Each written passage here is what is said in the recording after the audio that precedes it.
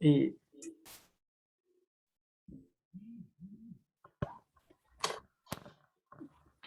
Bien, buenas tardes a todos los asistentes presenciales y por Zoom.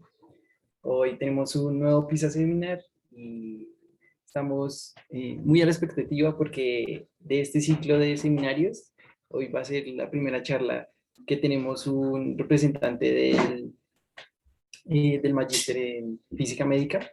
Tenemos otro par de charlas de ese programa y es muy importante que tengamos participantes de todos los programas de doctorado y de, todos los, de todas las ramas de especialización del doctorado y también de los dos programas de magíster.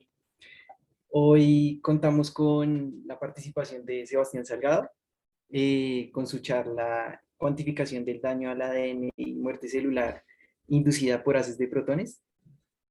Como todos se pueden imaginar, suena muy interesante y así se da.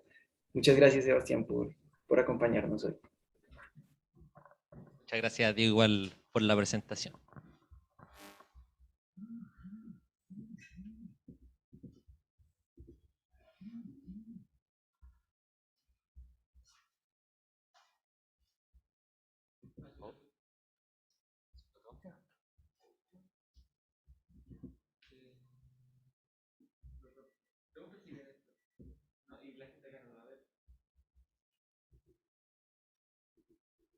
Gente de Zoom, no sé si pueden ver el Power.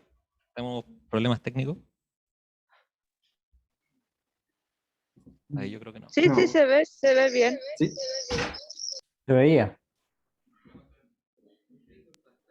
No, ya no se salió. Está el equipo técnico solucionándolo.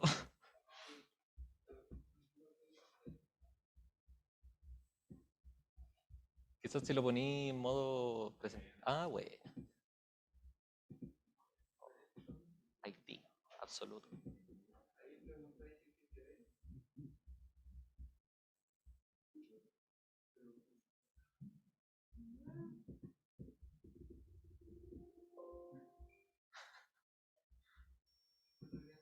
Sí, Windows Tab, quizás está por ahí en otro escritorio.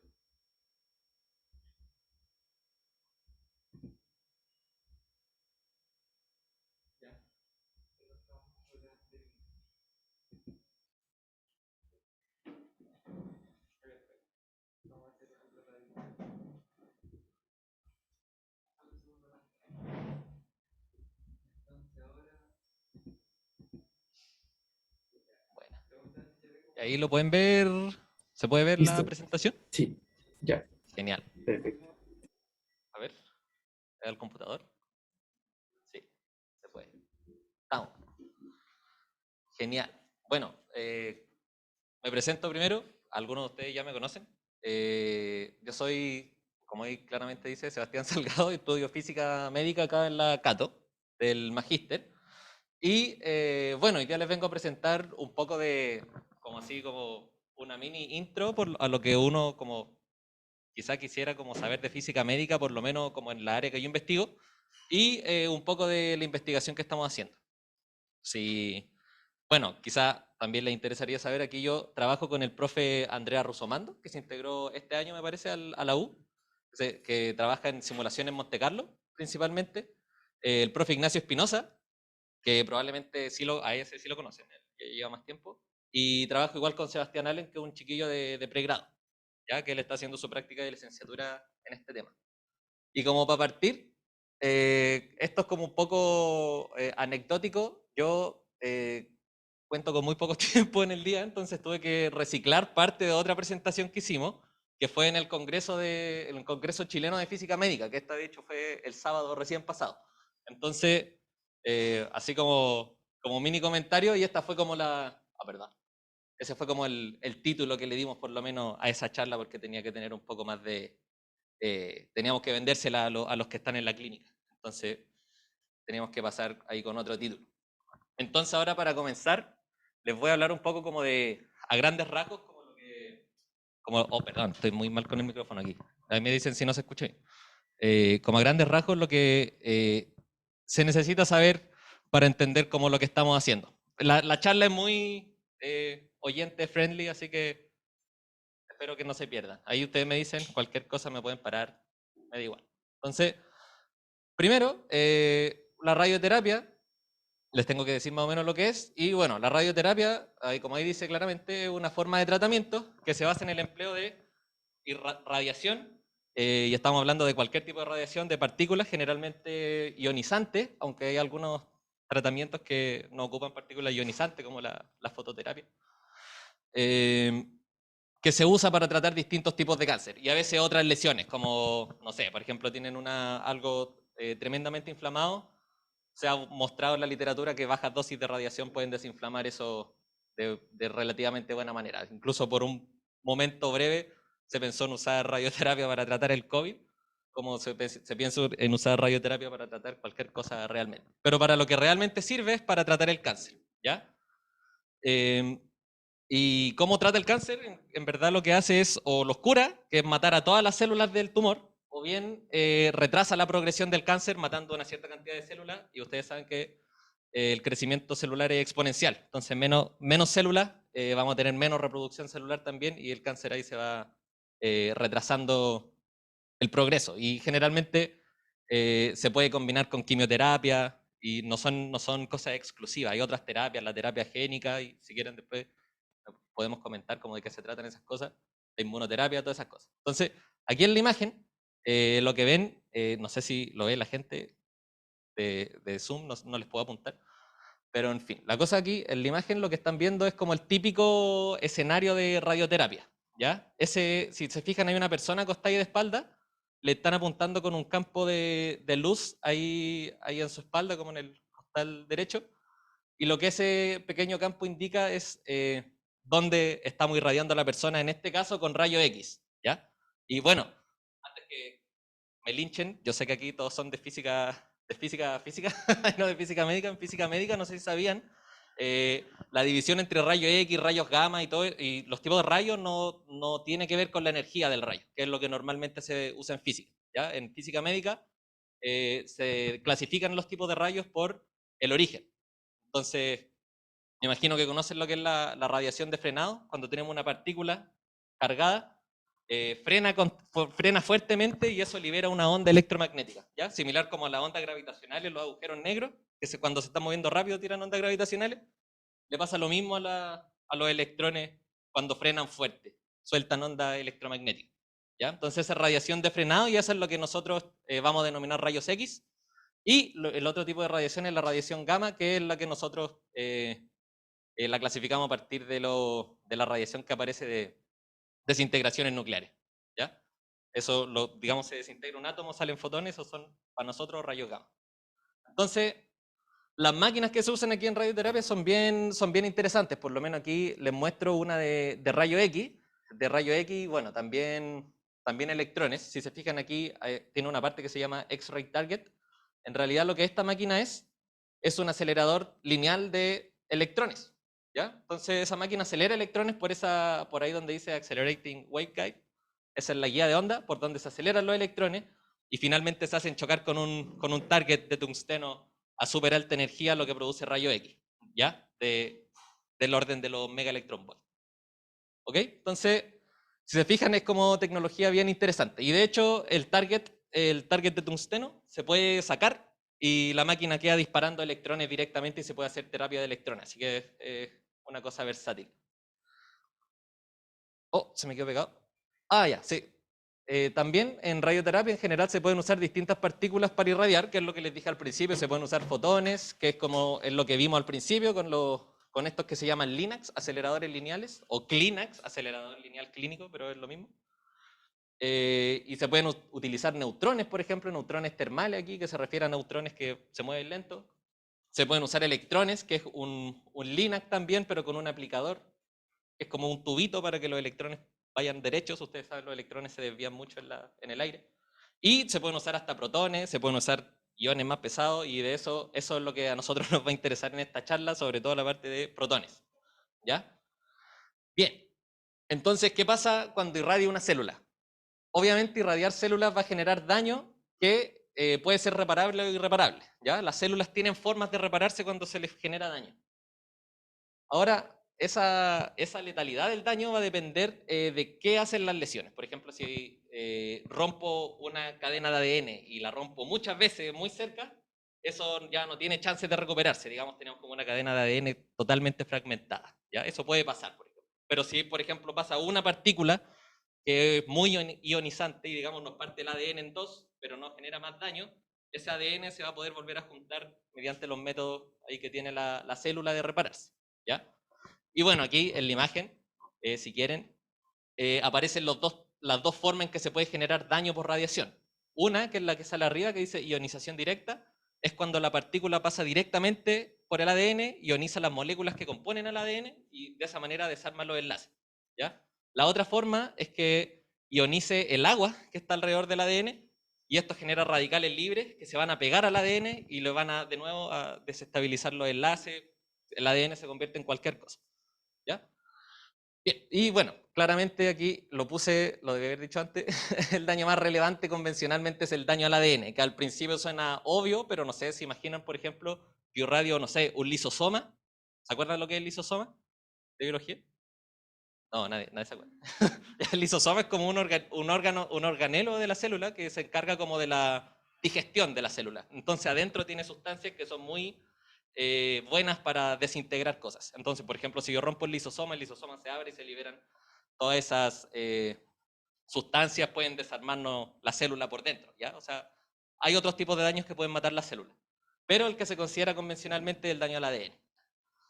Ahora, obviamente los tumores están hechos de células. Entonces, si yo daño las células de un tumor con radiación lo suficiente, el tumor va a dejar de progresar y si lo daño más todavía, lo voy a matar por completo, ¿ya? Y después el sistema mismo se encarga de limpiar el tumor. No tienen que abrirlo y sacarle el tumor. El tumor está muerto y se empieza a desintegrar adentro del cuerpo. Ahora, un dato freak quizá que van a escuchar un montón en física médica es esta cantidad que se llama la TCP, ¿ya? La TCP es una cantidad que se mide una probabilidad, tiene una distribución de probabilidad y todo, no sale de la manga por si acaso, que es la probabilidad de control tumoral. Y esa se define por la probabilidad de que ninguna célula sobreviva en un tumor, ¿ya? El tumor se controla cuando no le queda ninguna célula viva. Eso es como dato freak y quizás nos sirva más adelante. Entonces, bien, ¿cómo medimos cuánto daño estamos haciendo? Normalmente se usa la dosis, ¿ya? Y la dosis en radioterapia lo que mide esencialmente es cuánta energía vamos a estar depositando por unidad de masa en el tejido. Por ejemplo, no sé, 2 joules por kilogramo, ¿ya? Por ejemplo, eso en ese caso, esa unidad, dato también, joule partido en kilogramos se llama Gray, y esa es la típica unidad de dosis, ¿ya? Gray. Ok, entonces, dependiendo claramente de la partícula con la que se irradie, la dosis se va a depositar de distinta manera. Si se fijan aquí, en ese gráfico, lo que están viendo es la dosis en el eje Y en función de la profundidad del tejido. Entonces, si se fijan, hay partículas que frenan abruptamente, por ejemplo, los iones de carbono o los protones, que tienen en común que son los dos iones relativamente pesados, frenan fuertemente, ¿ya? En esa forma de la curva se llama Bragg peak, ¿ya? Dato freak también. Y bueno, también tienen los electrones que tienen un peak, podría decirse, pero un poco menos pronunciado, y eso se debe a que el electrón se desvía mucho antes de frenarse. Ya cuando un electrón entra, tiende a irse para cualquier lado. Tiene un cierto rango como en profundidad, pero normalmente se va para cualquier lado y hace que esa dosis como que se reparta como en más espacio. ¿Ya? Generalmente los protones, como son pesados, les cuesta desviarse y entran de largo y frenan de golpe, chocan como con una pared al final y depositan esa dosis así, de esa manera, ¿ya? Y eso es súper importante para nosotros porque permite hacer perfiles de dosis muy interesantes. Por ejemplo, yo podría combinar varios de esos Bragg peaks y generar como un perfil de dosis cuadrado, y justo donde está el tumor yo deposito una cantidad muy alta de dosis, justo antes no deposito nada, por ejemplo, ¿ya? O poco, ya no nada. Eso es publicidad engañosa. Deposita poco. Entonces la dosis, así como en resumen, joule por kilogramo, cuánta energía deposito por unidad de masa. Además la dosis es proporcional al número de partículas que estoy ingresando al tejido y es proporcional al poder de frenado de esas partículas. ¿Ya? Poder de frenado es cuánta energía pierdo por cada unidad de longitud que avanzo. Ok, entonces esas son, podría decirse como las fórmulas así como aproximadas de la dosis, ¿ya? Se fijan ahí en los fotones, ese psi es la afluencia de energía, es decir, cuánta energía está pasando por una determinada unidad de área, multiplicada por el poder de frenado, entre comillas, de los fotones, que se llama el coeficiente de atenuación másico. Entonces eso nos dice cuánta energía se deposita. Y para los iones, la misma cosa, pero tienen la afluencia normal, que el número de partículas que pasa por un lugar multiplicado por el poder de frenado másico, que es cuánta también energía pierdo por unidad de longitud. En fin, entonces, ¿por qué son así las curvas de dosis? ¿Por qué se producen como esos pics o esas formas? Esto se debe como a las interacciones que tienen las partículas con el medio. En este caso, estábamos viendo protones, por ejemplo, si se fijan, bueno, los protones interactúan principalmente por interacciones coulombianas. Entonces se van frenando así y van como empujándose con los campos que tienen por los lados, ¿ya? Mientras que, por ejemplo, los fotones tienen cosas súper interesantes, pues tienen, por ejemplo, el efecto Compton, van a chocar con electrones, los van a soltar, eso va a depositar un poquito de energía, pero el fotón va a seguir, puede chocar por efecto fotoeléctrico, el fotón desaparece, aparecen electrones. Si se fijan, pasan cosas interesantes con los fotones, ¿ya? Entonces, a grandes rasgos aquí, la historia que por lo menos se tiene que llevar para la casa es que mediante estas interacciones es como esas partículas van a ir depositando energía y pueden depositar más o menos energía. Los fotones tienden a no cambiar mucho su espectro de energía, entonces los fotones, así en profundidad, por ejemplo, yo me tiro rayos gamma de 6 megaelectronvolts por este lado de la mano y por el otro lado lo más probable es que sigan de 6 megaelectronvolts, ¿ya? Esa es la lección. Mientras que si me tiro protones de este lado, probablemente se van a quedar todos en mi mano y mi mano se me va a caer como en una semana, ¿ya?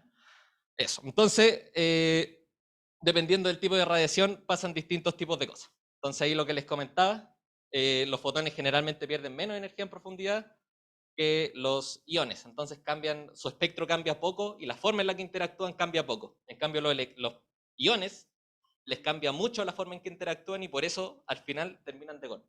Esa era la gran lección final. Ya, y ahora les voy a comentar un poco qué es la protonterapia, que es esencialmente, tienen un tumor, le disparan protones hasta que muere, básicamente, ¿ya? ¿Y cómo hacen eso? Ponen a una persona en una camilla, por supuesto, y lo que hacen es acelerar protones en un ciclotrón, como se ve ahí en la imagen de la derecha, y lo mandan por un tubito, por supuesto, así igual que en el LHC. Yo sé que ustedes están más familiarizados con el LHC que con esto, pero eso, entonces mandan protones por un tubito, ahí controlado por imanes, y eso llega finalmente a un cabezal de radioterapia, que lo que hace es depositar los protones en la persona, que es como lo que ven en la imagen de la izquierda. Se fijan ahí, hay como un paciente, y ese cuadradito que se ve arriba dispara protones, ¿ya? Y bueno, a veces pasan cosas interesantes aquí. Por ejemplo, bueno, ahí ya les mostré cómo depositar las dosis cada cosa. Si se fijan ahí, aparecen, se pueden generar perfiles de dosis que son así como planos en una cierta profundidad. Entonces yo optimizo que la dosis sea máxima donde está el tumor. ¿Bien? Y aquí aparece una mini cantidad que si se fijan, aquí está la dosis, ¿cierto? Son las curvas negras, o la curva azul en el caso de los iones de carbono ahí al medio, ¿ya? Si se fijan, aparece un factor ahí que está multiplicando. ¿Qué creen que es ese factor? ¿Se le ocurre cómo que podría ser? Estoy pensando, por ejemplo, que los fotones depositan la energía de una manera y los protones de otra. ¿Qué creen que podría ser? ¿Se le ocurre? Bueno, ese factor es un factor que lo que hace es equiparar la dosis que yo estoy depositando con un ion a la dosis que estaría depositando con un fotón, ¿ya? Ya que los fotones interactúan de otra forma, ionizan de otra forma el medio celular, entonces le producen más daño efectivo, ¿ya? Aunque esté depositando la misma cantidad de energía, el protón siempre va a estar haciendo más daño que un fotón, porque el protón ioniza muy densamente la zona, ¿ya? Genera muchos radicales y genera muchas rupturas en el ADN, mientras que los fotones no tanto, ¿ya? Entonces, ese factor multiplica la dosis de protones, por ejemplo, aquí en el último gráfico de la derecha, si se fijan está multiplicado por 1.1, eso se llama la eficiencia biológica relativa, que es lo que multiplica la dosis de protones para convertir la dosis de fotones. La gracia de eso, y se llama RBE por su sigla en inglés, eficiencia biológica relativa, La gracia de eso es que lo que nosotros conocemos como efecto biológico, por ejemplo, no sé, no sé, no me acuerdo cómo se llama ese efecto biológico, pero por ejemplo el ojo me quedo ciego, por ejemplo. Se me generan cataratas. Eso ocurre a una cierta cantidad de dosis que fue medida en fotones. Entonces, yo para saber cuánta dosis de protones necesito inyectarle a la persona para que le pase eso y evitar que pase, necesito este factor. Entonces, en esta investigación lo que nosotros usamos fue Monte Carlo. Y Monte Carlo, como probablemente saben, es un método, aquí la definición del libro, no determinista, perdón, estadístico numérico usado para aproximar expresiones matemáticas complejas y costosas de evaluar con exactitud. ¿A qué se refiere con eso? A que las ecuaciones de movimiento de estas partículas son loquísimas, imposibles de resolver a mano, por supuesto, y muy costosas de resolver computacionalmente. Entonces lo que yo hago es obtener distribuciones de probabilidad, las probabilidades de cada tipo de interacción de una partícula, y lo que hago es lanzar una partícula al medio y cada vez que avanza, digamos, un píxel en ese medio, calculo cuál es la probabilidad de que haga tal o tal cosa. Entonces ahí yo puedo calcular qué es lo que hace un electrón, por ejemplo. Esta simulación claramente es de electrones, por la forma en que se esparcen por el espacio. Los protones pasan de largo y frenan, tendrían una forma más rectangular aquí. Los electrones se van para cualquier lado y se esparcen en el medio, por su baja masa. Entonces, Monte Carlo eso. Lo que yo les diría, así como simulación como definición de Monte Carlo, sería la simulación de un proceso físico que es aleatorio en la práctica, pero que al ocurrir muchas veces deja medidas deterministas. Por ejemplo, la dosis, ¿ya? O sea, si lanzo un solo electrón, yo no tengo idea de qué pasó. Ya veo un camino súper random y no entiendo nada de lo que está pasando. Pero si lanzo 10 millones de electrones, voy a ver que se genera un patrón, y ese patrón me dice energía depositada, me dice cómo se va a distribuir la dosis dentro de un tejido, dentro de una persona, etc. Entonces, para eso sirve Monte Carlo en este contexto, por lo menos. Ok, entonces en nuestro trabajo lo que nos interesa es los protones. ¿Y por qué nos interesan los protones? Por la forma en que pueden distribuir la dosis. Y porque por ese factor que les conté recién, el famoso RBE, que es ese factor que multiplica la dosis. Ese factor, en el fondo, como les dije, nos dice cuál es la dosis en fotones. Pero la pregunta es si es que eso es suficiente, porque los efectos biológicos no se definen, son medidas estocásticas, y no se definen directamente por una cierta cantidad de fotones, ¿ya? O sea, distintas personas tienen distinta resistencia, distintos tipos de células tienen distintas resistencias, y dependiendo de la densidad de un medio, por ejemplo en el pulmón es menos denso que por ejemplo un músculo, van a tener distintos tipos de resistencia a la radiación también. Entonces es un problema súper complejo que nosotros nos propusimos simular. Y de hecho, una de las cosas que es controvertida en este sentido es que el RBE que usan en los protones, ese 1.1, no es completamente cierto, ¿ya? El RBE, la eficiencia biológica relativa, depende de cuán ionizante es una partícula. Entonces, cuando el protón va entrando, se va frenando, cada vez se vuelve más ionizante. Entonces el RBE debería cambiar en profundidad, porque no es lo mismo que tenga un protón extremadamente poco ionizante al principio, quizás menos ionizante que un rayo gamma, por ejemplo, y un protón que está al final de su camino, que está como con las ganas de depositar ese pic de dosis, ese es mucho más ionizante, ¿ya? Entonces ese RBE que sea constante es como una decisión controvertida, y en la literatura siempre se ha considerado, o sea, desde el 2002, aquí Paganetti demostró que puede variar entre aproximadamente 0,9, que quiere decir que es menos efectivo que un fotón, o 2,1 incluso, que es casi el doble de lo que usan en la clínica, ¿ya? Esto lo usan para planificar tratamientos, así que puede ser peligroso incluso, ¿ya? Puede ser una cosa así como casi, bueno, dependiendo del centro, por supuesto, puede traer problemas, ¿ya? Si se fijan, uno siempre quiere que la dosis se acabe. La idea la gracia, en realidad, de los haces de protones es que la dosis después de un punto se acaba, ¿ya? Se supone que se acaba. Si se fijan ahí, baja abruptamente la dosis depositada después de cierta profundidad. Pero eso no es completamente cierto, porque justo aquí al fondo, donde hay muy poca dosis, la ionización es máxima, ¿ya? Entonces puede generar daño justo donde yo no quiero que haga daño. Por ejemplo, si radio una próstata por adelante y el recto está justo atrás, que es típico que uno quiere evitar el recto como órgano de riesgo, porque tiende a generar muchos problemas, sangrar, infectarse. Lo que yo quiero es que la radiación no le llegue, pero si pasa eso, de que el efecto biológico es máximo justo en el recto, sería súper contraproducente, ¿cierto? Aunque le dé poca dosis, le estoy dando, digamos, pocos protones, pero de mucha calidad de radiación, o sea, con pocos protones puedo destruirlo todo. ¿Bien? Entonces lo que nosotros hicimos en nuestro trabajo fue, a partir de una distribución de dosis, toda la información de SEAS, digamos, los espectros de energía, toda la cosa, simulamos directamente cuántas células sobreviven. Y eso dependiendo de qué tipo de célula sea y cuál sea la densidad del medio, cómo se deposita la dosis, todo. Es una simulación bastante completa. Entonces, si se fijan, a la izquierda tienen la dosis en profundidad, claramente cuánta dosis voy depositando en promedio a medida que me voy metiendo al tejido, y a la derecha tienen cuántas células sobrevivieron en cada una de esas profundidades. Entonces, igual es bien interesante el resultado. Si se fijan aquí, por ejemplo, al principio sobrevive aproximadamente el 50% de las células, mientras que aquí, en la parte más, digamos, en términos chilenos, brígida de la distribución de dosis, sobrevive el 20% de las células. Entonces la cosa es súper, muestra mucho. Si se fijan, aunque la dosis sea constante, en ese plató tenemos un aumento, o sea, una disminución en la supervivencia celular, aunque la dosis sea constante. Entonces eso ya nos dijo mucho, ¿ya? Y lo que nosotros hicimos como esquema general, aquí ya va muy rápido, lo que queríamos era directamente determinar la supervivencia celular, que fue lo que les mostré recién, a partir de la curva de dosis en profundidad y el espectro de energía de esa radiación, ¿ya? ¿Y por qué elegimos protones? Porque su espectro de energía, como les comenté, cambia mucho en profundidad y cambia mucho cómo interactúa en la profundidad del tejido, a diferencia de los fotones que interactúan igual todo el rato, ¿ya? Estoy diciéndolo de manera muy burda, ¿ya? O sea, tiene sus sutilezas, pero, pero sí, los protones tienden a cambiar mucho su espectro de energía.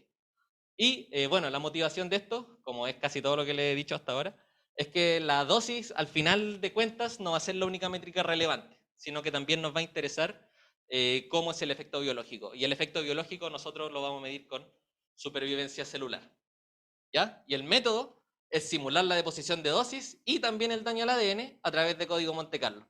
Y utilizamos un modelo mecanístico que fue propuesto por un sujeto, Wang, en el 2018, que convierte el daño al ADN junto con la información de la distribución de dosis justamente en muerte celular.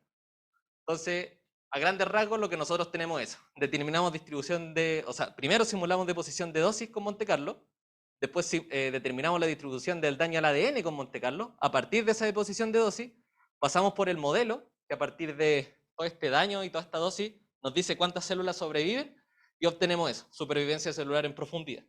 Que por lo menos por lo que he visto yo, no se ha hecho demasiado, o no se ha hecho de la manera tan straightforward como lo hicimos nosotros, por lo menos.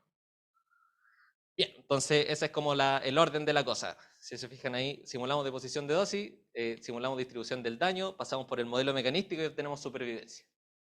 Bien, entonces ahora quizás le interese saber los códigos que nosotros usamos en el caso de, por lo menos, de la simulación de las partículas. Utilizamos Fluka. ¿Alguno conoce Fluka? ¿Lo conocen Fluka? El Fluka es el típico, y GEANT 4 son los típicos que se usan en el LHC para calcular lo que van a medir los detectores, esencialmente, ¿ya? Entonces, esto es lo que se usa, ¿ya? Si ven así como la típica imagen del LHC, que se ven así como muchas partículas saliendo volando para todos lados, eso es un Monte Carlo, ¿ya? Y el otro que usamos es uno que se llama MCDS, que la sigla en inglés de Monte Carlo Damage Simulation, y lo que hace es simular el daño al ADN. Uno a este programa le da un espectro de energía y una deposición de dosis, y nos dice cuánta es la densidad del daño en tal lugar, ¿ya? Entonces esa es la información que nos interesa de este programa, que se llama Yield DDSB, que es el número de double strand breaks por Gray, que quiere decir, Gray, acuérdense, Joule por kilogramo, por célula. Entonces cada célula va a tener una cantidad de double strand breaks, que quiere decir ruptura doble de hebra, ¿ya? ¿Se imaginan? El ADN tiene 2 hebras, si rompemos las 2 hebras cerca, el ADN se parte en 2. Ese es el daño que nos interesa, las DSB, ¿ya? Esas son las DSB, no se pierdan, por favor. Entonces, lo que nosotros hacemos, juntamos Fluka y MCDS, y con la información de LAS podemos obtener la información del yield de DSB en cualquier lugar, ¿ya? Entonces, a partir de eso, o bueno, así como a grandes rasgos, esta es la simulación que hice yo, si se fijan, se fijan que es muy distinto cómo se depositan los protones en el tejido, ¿cierto? Depositan literalmente un rectángulo de dosis y tiene súper poca divergencia. Mientras que, bueno, hace un rato les mostré los electrones y se hacía como una nube así casi circular de electrones. Ya, estos son protones, ¿ya? Esto es lo que simulé yo. Y a partir de eso uno puede obtener el daño al ADN, ¿ya? Es lo que ven aquí en la imagen caricatura. Bien, y el último eslabón de esta cadena es el modelo mecanístico. Uno agarra el daño al ADN, agarra la distribución de dosis y se pasa por el modelo mecanístico y obtiene la supervivencia celular, ¿ya? Se fijan ahí dice, este modelo lo que hace es modelar mecanísticamente la supervivencia celular a partir del yield de DSB, en función del LED. ¿A qué se refiere mecanísticamente? Que esencialmente no es un modelo empírico, ¿ya? Es un modelo que se basa en principios básicos, ¿bien? Y se basa en las probabilidades de interacción y la letalidad de las lesiones, y además de la probabilidad o de la fidelidad de la reparación, ¿ya? La probabilidad de que se repare o la fidelidad de la reparación, porque aunque haya reparaciones, la reparación puede salir mala, ¿ya? En otras palabras. Y esas probabilidades se describen por 6 parámetros que aparecen en esta ecuación, que aquí está un poco simplificada, que esas son las probabilidades. Las P, si se fijan ahí, tienen una exponencial en función de la dosis. Entonces, mientras más dosis doy, exponencialmente menos células me van quedando, ¿ok? Y tiene ahí, está ponderada por la probabilidad de que el daño contribuya efectivamente a la muerte, porque, por ejemplo, si la célula ya murió y la sigo dañando, no va a contribuir. O también influye, por supuesto, que existe una reparación correcta, ¿ya? Entonces, por eso aparece ese factor de P correct, que es que haya una reparación correcta. Entonces, esos parámetros están ahí resumidos en esta tabla, que es la que dan en el paper, pero eso en realidad a nosotros, en esta charla por lo menos, no nos va a interesar tanto. Lo importante aquí, lo único que sabemos es que tenemos parámetros para 2 tipos de células, que son la célula de glándula salival humana, que es la HSG, y para las células de hámster chino, que son las B79. Si se topan con física médica de nuevo, probablemente van a escuchar muchas células de hámster chino. Ahora, en resumen, lo que tenemos FLUCA, tenemos una simulación de protones y una simulación de daño al ADN, esas dos juntas, pasamos por el modelo mecanístico y obtenemos la muerte celular, ¿ya? Entonces, lo que nosotros medimos, al final de cuentas, como les mostré antes, es la fracción de supervivencia de las células, el 20%, el 100%, eso, ¿ok? Ahora, esta es como una imagen igual cruda y cruel, pero no y lo que quiero decir realmente es que la apoptosis no es la única forma de matar una célula, ¿ya? La célula puede morir por una variedad de caminos, ¿ya? Todo eso, autofagia, apoptosis, necrosis, etcétera, ¿ya? Pueden morirse por muchas razones. Ahora, bueno, en resumen, como probablemente ya tienen claro, me imagino, el sistema lo que hace es calcular la supervivencia celular con dosis, espectro de energía y yield de DSB. Entonces, calculo el daño al ADN, calculo la dosis, calculo los espectros, y con eso puedo calcular la supervivencia celular. Y lo que hicimos nosotros, por último, ahora está en la última parte, están cansados, lo último que hicimos nosotros fue comparar los resultados con un paper, obviamente, porque uno siempre que hace Monte Carlo quiere compararlo con resultados del mundo real, ¿ya? Entonces, lo que hicimos fue compararlo con este paper de aquí, el paper de Wouters del 96, que Wouters lo que hace es medir justamente lo mismo que estamos midiendo nosotros, pero en la vida real, ya no con Monte Carlo. Entonces, por eso es interesante compararlo. Entonces, ellos miden supervivencia celular en profundidad y utilizan un haz de protones de 70 MeV. Y un haz de protones de 70 MeV tiene un rango aproximadamente de 3 centímetros en agua, como ven aquí en la imagen, ¿ya? El rango máximo de esa deposición de dosis son 3 centímetros. Bien, y aquí, si se fijan aquí, lo azul es lo que simulamos nosotros en Monte Carlo, que lo simulé yo, que es literalmente esto que vimos aquí antes. Esa, si se fijan ahí, deposita la dosis como a los 3 centímetros también. Esa es la misma distribución de dosis, solo que vista bonito. Y ahí está la versión vista con gráfico. ¿Ok? Y la verde es lo que Wouters muestra en su paper. Si se fijan, aquí hay una pequeña diferencia. Me la pueden preguntar en la zona de preguntas. Ya. La preguntan después. Ahora, lo que hicieron estos sujetos fue ubicar un tubo de ABS, que es plástico, con gel adentro, que tiene células así uniformemente distribuidas, y lo colocan adentro de una solución de glicerol con agua. Y la gracia de toda esa mezcla de geometría y materiales es que el poder de frenado es continuo, ¿ya? O sea, yo no voy a tener saltos de poder de frenado cuando haga como interfaz entre los medios. Esa es la única gracia. Ahora, una vez se irradia el tubo, se retira ese tubito de gel con células uniformemente distribuidas y lo cortan cada 2 milímetros, y en cada uno de esos discos mido cuántas células sobrevivieron, y voilà, obtienen supervivencia celular. Entonces, aquí esto ya es dato freak. Generalmente uno saca los discos, los vuelve a cultivar y ve cuántas células forman colonias de ahí. Y las colonias que tengan más de 50 células se consideran como viables, como células que sobrevivieron, ¿ya? Eso es importante porque a veces las células, aunque uno las dañe letalmente, se reproducen un par de veces más, así que producen colonias chicas, ¿ya? Entonces, de ahí salió ese límite de las colonias de 50 células, que es típico, ¿bien? Se usa siempre. Bueno, ahí se fijan, bueno, esa es la distribución de dosis del paper, que es la misma que ven aquí en verde, ¿ya? Es la misma. Y esa es la distribución de dosis lateral, ¿ya? O sea, es como un haz relativamente cuadrado de protones, ¿ok? Entonces, la gracia aquí, la única gracia, lo único que con lo que se tienen que quedar es que el tubo se irradia uniformemente, que fue lo mismo que simulamos nosotros, ¿bien? Entonces, eso es básicamente, tienen un cubito ahí que generalmente en física médica le llaman fantoma, y tienen el tubo de célula adentro. Entonces, yo irradio eso con protones y obtengo, después mido ese tubo, lo saco, lo corto y mido cuántas células sobreviven, ¿ya?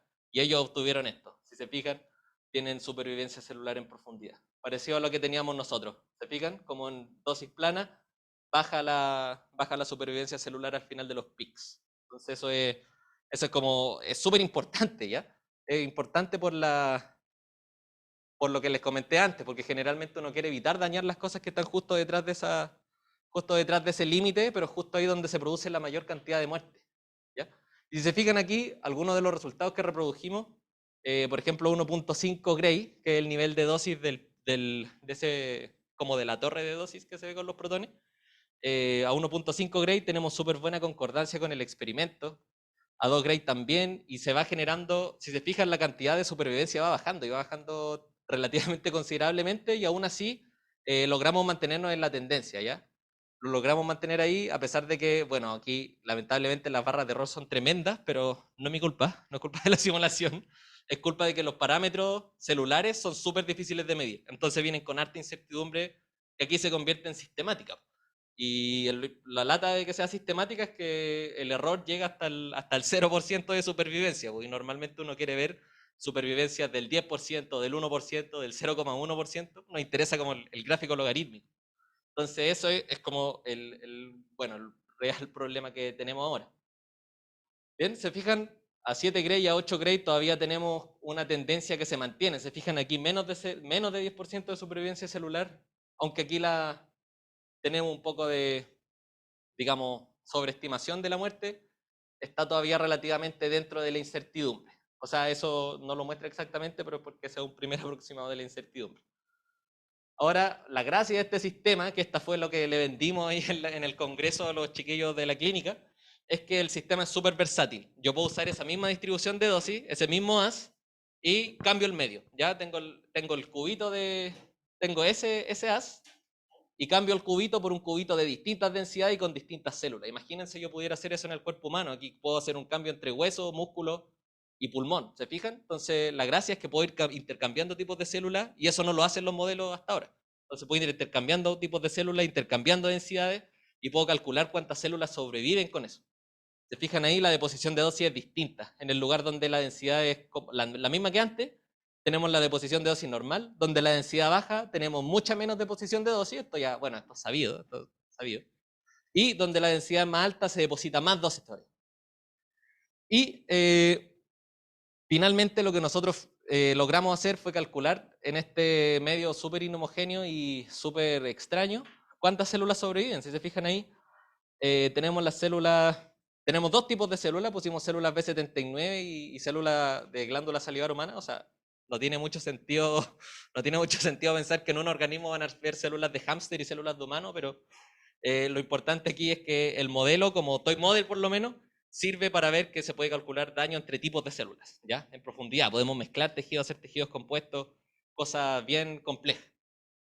Y eso, si se fijan, dependiendo del tipo de célula vamos a tener distintas incertidumbres sistemáticas, vamos a tener distintos grados de supervivencia. Por ejemplo, las células salivales humanas tienden a generar más muerte que las de hámster chino, que son lo que vimos con el modelo antes.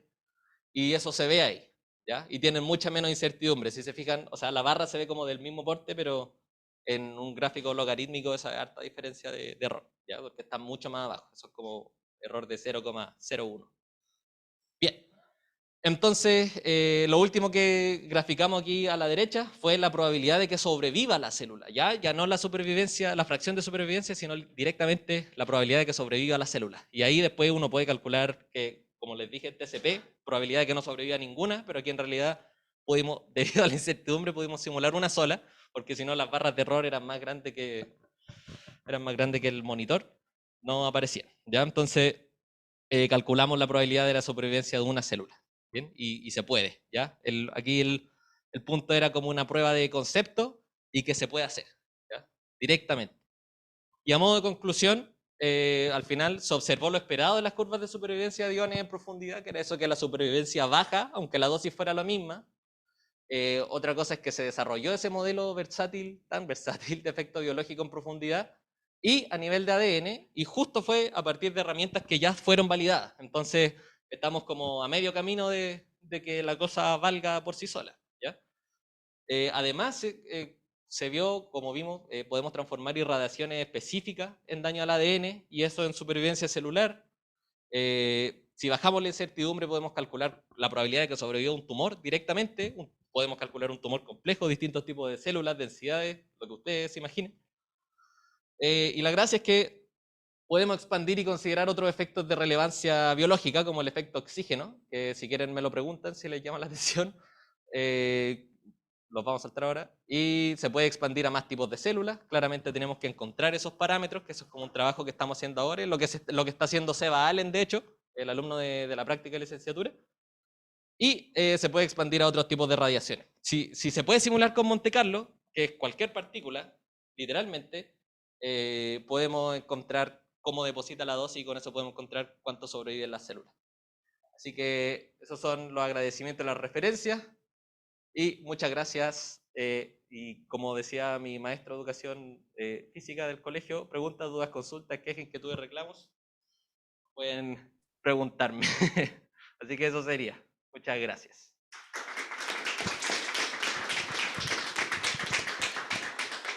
Muchas gracias, Seba, por tu presentación. Ahora consulta, gente. Sí, yo tengo dos preguntas. La primera es como algo que te puedes imaginar sobre qué parámetros celulares son los que en el fondo como que te constituyen esta fuente de error sistemático. Vamos a la... Y Melanie nos pregunta, para la gente de Zoom que no puedo escuchar, ¿cuáles son los parámetros celulares que influyen en esta incertidumbre sistemática? Aquí están, ¿ya? Entonces, si te fijáis, estos 6 parámetros son parámetros que al final, a grandes rasgos, van a describir cómo se repara la célula, cuánto interactúan las lesiones dentro de la célula. Otros describen cuánto contribuye el daño a la célula, porque hay un efecto que se llama overkill, que es cuando hacemos demasiado daño, el daño ya no contribuye a la probabilidad de muerte. Y tenemos varios tipos de probabilidades que se calculan ajustando esta función de supervivencia celular a otras que se miden experimentalmente. Entonces, lo que ellos encontraron fueron estos valores, y el error sistemático es sistemático en mi caso, porque esto no me lo puedo quitar de encima. Entonces, siempre va a aparecer en todas mis simulaciones, pero en su caso, estos errores emergen simplemente como de la dificultad de medir el proceso celular. Y es porque las curvas generalmente de supervivencia tienen incertidumbre. Esa es como a grandes rasgos la... No sé si respondí tu pregunta. Sí, quería saber cómo van cuáles eran específicos y a qué se debían y lo otro es que la intro mencionaste que igual se pueden hacer distintos tipos de partículas, ¿cierto? Sí. Y según recuerdo también hablaste de los neutrones, ¿no? Y durante la charla también hablaste como solo de protones y fotones, pero quería saber más o menos como qué es lo que pasa en el caso de los neutrones. Ya. Ahí Melanie de nuevo nos pregunta qué pasa, cómo funciona la radioterapia en el caso de los neutrones. Entonces vamos al principio. Por aquí. Entonces, neutrones, hay más de un tipo de forma de usarlos para la terapia, pero la forma más típica es esta que se llama terapia de captura de neutrones por boro, que lo que uno hace es inyectarle de manera intravenosa a un paciente radiofármaco, fármaco borado, de manera que tiene átomos de boro, ¿ya? Entonces, eso generalmente va acompañado como de un biomarcador o de una molécula en general, que lo que hace es pegarse principalmente al cáncer, ¿ya? Porque los tumores tienen un metabolismo súper alto, entonces tienden a acumular todo lo que uno le inyecte al cuerpo, y si va acompañado de glucosa, con más razón, se va a meter al cáncer, ¿ya? Porque tiene alto metabolismo, se reproduce alto. Entonces queda el boro atrapado dentro del cáncer, si se fijan ahí, célula cancerígena, y queda boro adentro atrapado. Y lo que pasa aquí con los neutrones que llegan, y por eso tienen que ser termales, porque tienen que juntarse con el boro y tiene que generarse la reacción nuclear de captura neutrónica.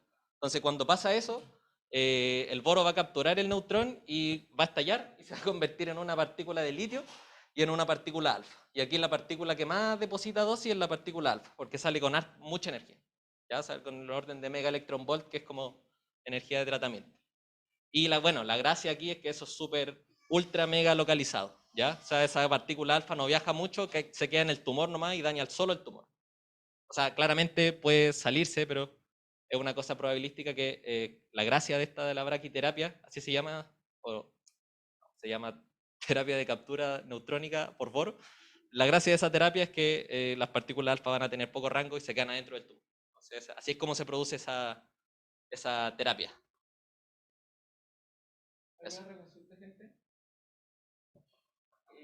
Yo tengo una consulta igual respecto a las barras de error enorme que tenía. Sí. Bueno, solo por asegurar, eso no se va a disminuir nunca independiente del número de simulaciones que haga, ¿cierto? Claro, exactamente. Las barras de error son esencialmente error sistemático que se sale del modelo mecanístico. Yo hice varias simulaciones y el error aleatorio que emerge del Monte Carlo es ínfimo en comparación. ¿Ya? ¿Y es posible, o no sé si estás al tanto de si hay estudios que apunten en dirección de disminuir ese error sistemático? Por lo menos que yo sepa, bueno, claramente no vamos a ser los únicos que van a estar trabajando con el modelo mecanístico, pero es lo que estamos haciendo nosotros, el grupo. El compañero que les comenté, Sebastián Allen, él se está encargando de encontrar los parámetros celulares, y para mejorar ese error, lo que se tiene que hacer es agregarle más curvas de supervivencia, digamos, al ajuste, ¿ya? Y cada vez, digamos, todos los años salen como nuevos compilados, así como nuevos papers en los que miden curvas de supervivencia. Entonces, la respuesta es sí, porque, bueno, ni siquiera repetí la pregunta, terrible. Entonces, la pregunta era, ¿qué se está haciendo actualmente para mejorar el error sistemático en esos parámetros? Y era que año a año se están midiendo nuevas curvas de supervivencia, que nosotros somos los encargados de ajustar en este caso, porque somos los que estamos trabajando con el modelo. ¿Alguna otra pregunta interesante? Ya. Dime. Me van a matar. Ya, que no sabe el error. Ya. ¿Cómo cuantifica tu simulación el tema del daño al ADN? O sea, ¿se ve la cantidad de enlaces que se rompen o si te arroja un set de parámetros? Excelente pregunta, Gonalo, excelente. Ya. Lo que hace este programa, el Monte Carlo Damage Simulation, es un programa que se desarrolló pensando que el daño celular es ultra, mega estocástico adentro del núcleo, ¿ya? Eso de partida. Entonces había gente, érase otra época, que simulaban literalmente la célula, todos los cromosomas, toda la cuestión, todo el ADN, cada molécula, y simulaban cómo se generaba la ionización adentro. Y todavía se hace. Pero lo que hace MCDS es, bueno, eso responde a tu pregunta por un lado, porque lo que se hace para simular el daño al ADN es simular cómo se ioniza el medio del núcleo celular. ¿Ya? Entonces, yo ahí después puedo simular cuánto pueden viajar esos radicales libres si alcanzan a tocar la cadena de ADN, ¿cachai? Entonces se genera una distribución de probabilidad de que ese ADN se dañe. Entonces esa es la versión compleja. Y la versión simplificada es este código que se llama MC10, que lo que hace es agarrar esas simulaciones complejas y hacer una especie de fiteo a sus resultados, de manera que yo a MC10 le digo una cierta energía y me va a decir, ya de acuerdo a los resultados que ya existían, el número más probable de daño va a ser este, ¿cachai? Y se va a distribuir de esta manera. Y la parte Monte Carlo de este código es cómo se distribuye el daño en el ADN, digamos, qué tan agrupado está. Esa es la parte Monte Carlo. ¿Qué no está en Monte Carlo? Sí, claro, que usa como un ajuste de otros códigos, pero eso es lo aleatorio de este programa. Así que espero que eso haya respondido a tu pregunta. Gonalo, por cierto, Gonalo me había preguntado cómo se simula el daño al ADN por sí. Que creo que era claro. ¿Ya? ¿Quién más? ¿Duda? Bien. Al final mencionaste que una como trabajo futura Ujú. sobre qué pasaba con la interacción con los ¿Sí? ¿Sí? Es otra pregunta mega interesante. Aquí nos preguntan si es que, ¿qué pasa con el efecto oxígeno? ¿Qué es el efecto oxígeno? ¿Cómo interactúa la radiación con el oxígeno?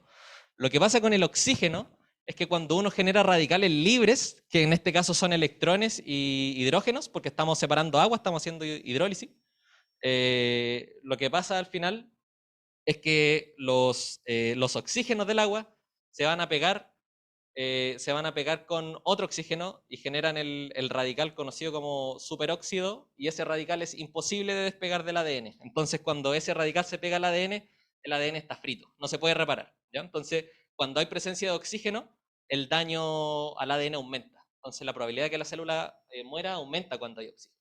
Entonces, ese es el famoso efecto oxígeno. Y es súper relevante actualmente porque a veces la clínica aparecen tumores que son tan grandes que por dentro ya no les llega sangre. Y si no les llega sangre, no les llega oxígeno. O sea, adentro son hipóxicos, así se llama. Y como son hipóxicos, la radiación que les llega interactúan poco los radicales libres y es súper difícil matar ese tipo de tumores. ¿Ya? Y es más interesante todavía porque en el caso de... Eso es mucho más relevante para la terapia de fotones, porque los fotones, el daño que hacen es principalmente a través de radicales. ¿Ya? En el caso de los protones pueden pasar directo, partir el ADN en dos, sin preocuparse del oxígeno nunca. ¿Ya? Entonces, esa es la gracia. La terapia de iones más pesados como carbono, neón, helio, existe. ¿Ya? Se hace en Alemania principalmente y en Asia, Japón. ¿Ya? Y bueno, esas son las consecuencias y lo que tiene que ver con el efecto oxígeno. Entonces, el código de Monte Carlo de simulación de daño al ADN puede considerar el efecto oxígeno, es decir, me da un factor que me dice cuánto más daño hay si es que hay presencia de oxígeno. Eso se trata.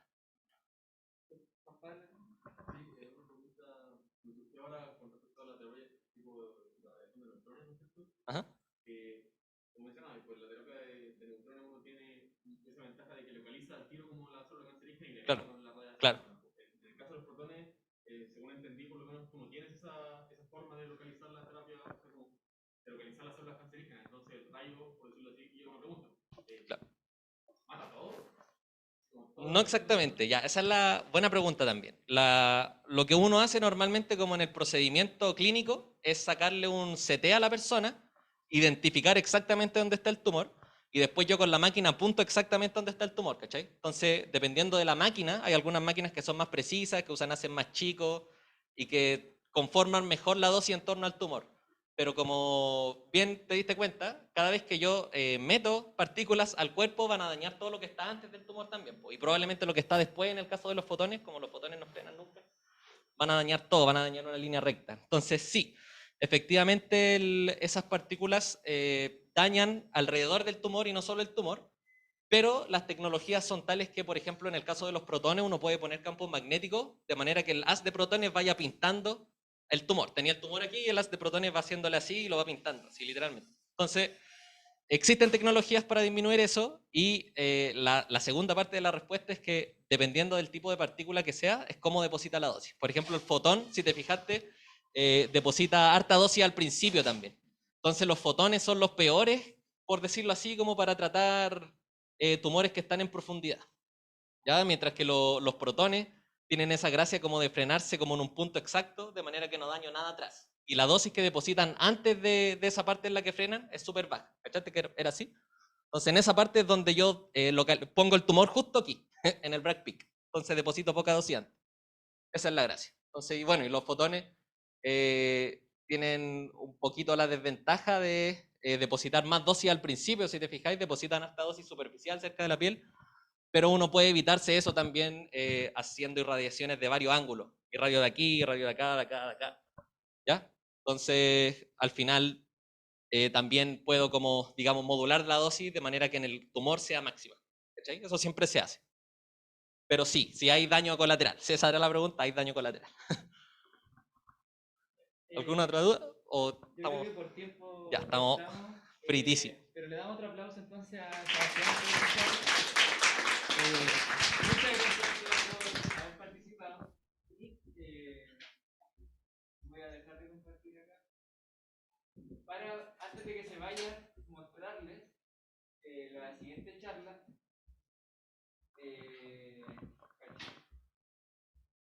¿Lo puedo iniciar? Ya, bueno, no se puede. Ah, porque está ahí. Pero la siguiente charla la va a dar la Dani, que está ahí, la Dani Nieto.